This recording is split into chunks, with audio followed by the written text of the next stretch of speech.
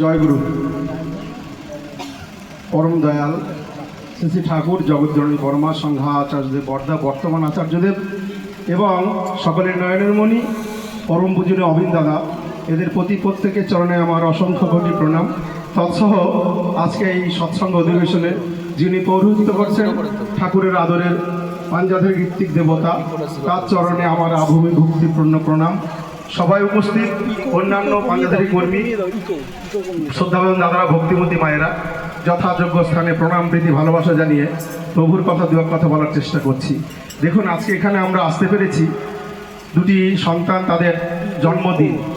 এই জন্মদিন কিভাবে করতে হয় আমরা সকল অন্যভাবে করি। এখন আল্ট্রা মডার্ন তো ঈশ্বর ভগবান এটা আমরা প্রায় ভুলেই গেছি, কিন্তু এই যে কালচারটা প্রথম থেকে যদি তাদের না ধরিয়ে দেওয়া হয়, পরের জীবনগুলো এই আল্ট্রা মডার্নে যে তার যে কি ভয়াবহ পরিণতি হয় আমরা প্রত্যেকেই কিন্তু ওয়াকিবহল আছি। আমরা যদি দেখি এই পৃথিবীতে টাকা পয়সা, ধন জন, বাড়ি গাড়ি, কিন্তু একটা মানুষের কাছে যদি জিজ্ঞেস করেন তারা শান্তিতে আছে কিনা, ভালোবাসা, একান্নবর্তী পরিবার, ছেলে মেয়ে, ভাই বোন, দাদু ঠাকুরমাই যে একসঙ্গে একটা পরিবার ভালোবাসার বন্ধনে আবদ্ধ হয়ে তাদের জীবনকে অতিবাহিত করে গেল, এটা কিন্তু আমরা পাই না। এখন প্রায় দেখি প্রত্যেকটি পরিবারে যদি আমরা কান পাতি তাহলে দেখতে পাই প্রেম প্রীতি ভালোবাসা উবে গেছে। তাই সেই অনাদি রাধে গোবিন্দ তিনি পৃথিবীতে ছুটে আসেন সেই প্রেমের চাষ করতে, ভালোবাসার চাষ করতে। তাই আমরা কেমনভাবে আমাদের জীবনকে সুন্দর করে, ঠাকুর সত্যানুসরণে বলছেন, তুমি তোমার নিজ পরিবারের দশের এবং দেশের বর্তমান এবং ভবিষ্যতের জন্য দায়ী। তাহলে আমি আমার নিজ পরিবারের দশের এবং দেশের বর্তমান এবং ভবিষ্যতের জন্য দায়ী, আর কেউ নয়। তাহলে আমাকে কি করতে হবে? আমার যে নানা দিক রয়েছে, কখনো আমি কারো সন্তান, কখনো মাস্টারমশাই স্কুলের, কখনো রাস্তায় চলি, তখন প্রতীক, কখনো ভাই, কখনো আমি দেশের নেতা। এই যে আমার দিকগুলো আছে, এই দিকগুলোকে আমি যদি সুন্দরভাবে আদর্শায়িত করতে না পারি, আমি সঠিকভাবে যদি আমার এই দিকগুলো পরিস্ফুট করতে না তুলতে পারি, আমার কি করা উচিত, আমার কি করণীয়, এটা যদি আমরা না বুঝতে পারি, তাহলে কিন্তু আমার মঙ্গল তো হবেই না, দশ এবং দেশের তো দূরের কথা। আমরা যদি একটু চিন্তা ভাবনা করে দেখি যে মানুষগুলোর কথা, আমরা যাদের জন্য আজকে মনীষী বলে তাদের স্বীকার করি, আমরা যদি একটু কথা ভাবুন। দেখুন, এই যে ক্ষুদিরাম বোস, যখন তার 16 বছর বয়স, তিনি যখন কিংসফোর্ডের ওপরে বোমাটা মেরেছিলেন, তার যখন বিচার হচ্ছে, সেই বিচারের সময় যিনি জাজ, তিনি বলছেন, খোকা তুমি বলো ওই বোমাটা তুমি মারোনি। তিনি বিশ্বাস করতে পারছেন না, ওইটুকু ছেলে অত বড় বোমা ফেলতে পারে।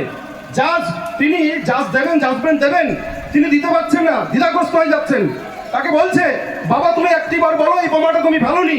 উনি বলছে, না আমি তো বোমা ফেলেছি, আমি আমার এই ভারত মাতার কলঙ্ক দূর করতে চাই। আমার এই 100 কোটি মানুষ, তারা দুঃখে কষ্টে নির্যাতন করছে, আমি তাদের থেকে মুক্তি দিতে চাই। এরম পুরুষ কোথায়, এরম ভালো মানুষ কোথায় পৃথিবীতে আসছে, যাদের জন্য আমরা, যারা এক লহমায় নিজের ত্যাগ তিতিক্ষা সমস্ত সুখ ঐশ্বর্য বিসর্জন দিয়ে দশের এবং দেশের সকলের জন্য তার সমস্ত ত্যাগ করতে পারে। তাই দেখেছি সুভাষচন্দ্র বোস, তাই না, জগদীশচন্দ্র বসু, দেশবন্ধু চিত্তরঞ্জন দাস, মহাত্মা গান্ধী, রবীন্দ্রনাথ ঠাকুর। একবার ঠাকুরকে জিজ্ঞেস করা হয়েছে, ঠাকুর এদের মতো সন্তান পৃথিবীতে আসছে না কেন? একজন চাষা মানুষ, তিনি কিন্তু লেখাপড়া জানেন না। তখন ঠাকুর বলছে, অমনি তুমি কি কাজ করো? বলছে, ঠাকুর আমি চাষবাস করি।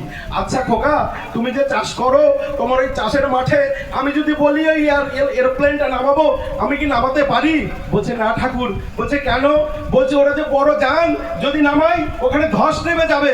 আমি তখন ঠাকুর বলছেন, জানো খোকা, আমি তো তাই কই, ওই ওদের মতো সন্তান পৃথিবীতে আসার জন্য আকুপাকু করছে, ভালো মা পাচ্ছে না।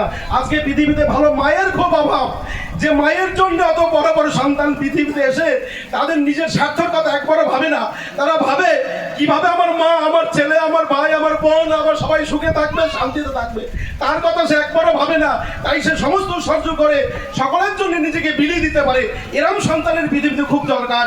তাই বর্তমান যিনি আচার্যদেব, তিনি যুগে যুগে এসেছেন, এবার আচার্য পরম্পরায় লীলা করছেন।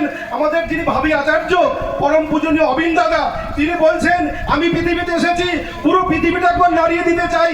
যিনি সেই গৌর সুন্দর, যিনি সেই যিশু রসুল চৈতন্য রামকৃষ্ণ, তিনি আবার আমাদের এই বর্তমান ভগবান আচার্য দেব, ওই একই শরীরে কোনো এইটুকু একটু কোনো বিন্দু মাত্র তফাৎ নেই। যারা তার সঙ্গ করেছে, তারা তার গেছে, তারা বুঝতে পারছে যিনি সেই ভগবান, যিনি আকাশের ভগবান, যিনি নকুলদানা খান, যাকে ধ্যানে পাওয়া যায় না, তিনি সশরীরে আজকে লীলা করছেন প্রতিটি মুহূর্তের জন্য, প্রতিটি ব্যক্তির জন্য। যার কোনো গুরুত্ব নেই, যার কোনো দাম নেই, তাকেও তিনি জিজ্ঞেস করেন, হ্যাঁ রে, তোর শরীর ভালো আছে তো? তোর ভালো আছিস বাবা? তাহলে কত মানুষ কত ভাবে তাকে প্রতিটি মুহূর্তে ঠাকুর বাড়ি গেলে দেখা যায় তিনি একটি মুহূর্তে তার স্বস্তি নেই, শান্তি নেই।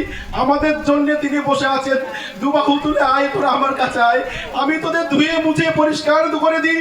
সেই অনাদি রাধে গোবিন্দ তিনি বলছেন, তোমরা ডিবির কাছে যাও, ডিবির কাছে যদি না যাও ওই মানুষগুলো যে মুক্তি পাবে না, তারা কিতাব চালায় চলছে। তাই আমাদের সকলেরকে মানুষের কাছে যেতে হবে। যদি আমরা না গিয়ে পৌঁছাই তাহলে তারা মুক্তি পাচ্ছে না। আমি টিভির একটা ছোট্ট কথা বলে আমার কথা শেষ করব। এই কোড়াবাড়িতে কটেবাড়ি পাড়িয়ে যদি আপনারা যান, সে বাড়িতে একটি মা, তিনি দীর্ঘদিন খুব অসুস্থ অবস্থায় রয়েছেন, তার শরীর শুকিয়ে গেছে, মাটি তার মৃত্যু হচ্ছে না, আর তিনি সুস্থও হচ্ছেন না। ওই পরিবারের প্রত্যেকে তার প্রস্তাব করা, চান করানো, হাগা নেওয়া, বুঝতেই পাচ্ছেন সবাই খুব কষ্টে আছে। তা আমি প্রভুর ডিপির কাজে বেরিয়েছি। সন্ধ্যেবেলায় যখন তাদের কাছে ঠাকুরের কথা বললাম, সেই মাটি ঠাকুরের কথা, তার বৌমা ঠাকুরের কথা শুনে বলছে, জানেন ভাই, আপনি যখন আসেন না খুব ভালো লাগে, শান্তি লাগে, অনাবিল একটা আনন্দ উপভোগ করি, আপনি আসতে পারেন না। আমি বলছি, মা, আমাদের তো নানা কাজ থাকে, সময় সুযোগ পাই না, অন্য বাড়ি যেতে হয়, তাই ফাঁক পেয়েছি, আপনাদের বাড়িতে এসেছি।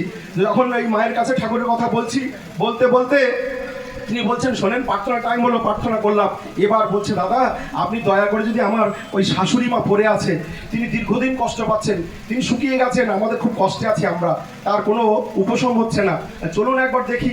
গেলাম যখন, মাটি দেখি শুয়ে আছেন, এরকম শুকিয়ে গেছে, তার বাহ্যিক যে উত্তেজনা সেটা তিনি সাড়া দিতে পারছেন না। তখন আরো কয়েকজন রানাঘাট থেকে কয়েক মা এসেছিল, প্রত্যেকে বললাম, মা, আপনারা সবাই মিলে আমরা এই মাকে ধরে খানিকক্ষণ নাম করি। যখন মাকে ধরে কিছুক্ষণ নাম করলাম, প্রায় 5-7 মিনিট, তারপরে ওনার নাতি কলেজে পড়ে, আমি, বাবু তুই একটা কাজ করবি, ঠাকুমার ইষ্টবিধি পাঠানো হয়? বলছে, হ্যাঁ পাঠানো হয়। আমি, বাবা, এ তো তোমাদের ইষ্টবিধি পাঠিয়ে দেওয়া হয়, ওনারা ইষ্টবিধিটা হাতে করতে পারছেন না, তো ওনার হয়ে তুমি আজকে আমার সামনে করো দেখি। বললো, আচ্ছা। তো বললা, তুমি একটা টাকা নিয়ে এসো। নিয়ে এলো, ওনাকে ছুঁয়ে, এবার আমি বললাম, বাবা তুমি তাহলে আজকে ওনার ইষ্টবিধিটা করো, ওনার হয়ে করো।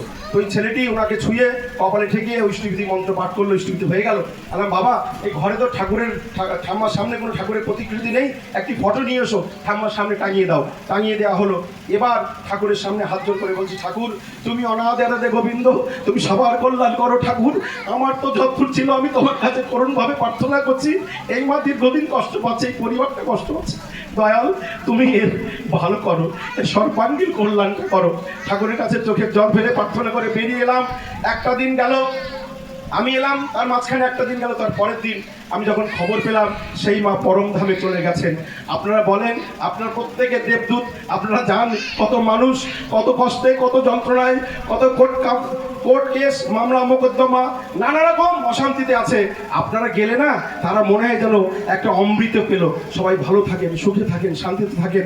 আর আজকে যেই বাড়িতে যে দুটি সন্তানের জন্মদিন হচ্ছে, ওরা যেন ওদের পরিবারের, দেশের, দশের ওই রবীন্দ্রনাথ বিদ্যাসাগর ওদের মতো সন্তান হয়ে পৃথিবীতে সবার কল্যাণ করতে পারে। সবাই ভালো থাকেন, সুখে থাকেন, শান্তিতে থাকেন। জয় গুরু বন্দে পুরুষোত্তমম।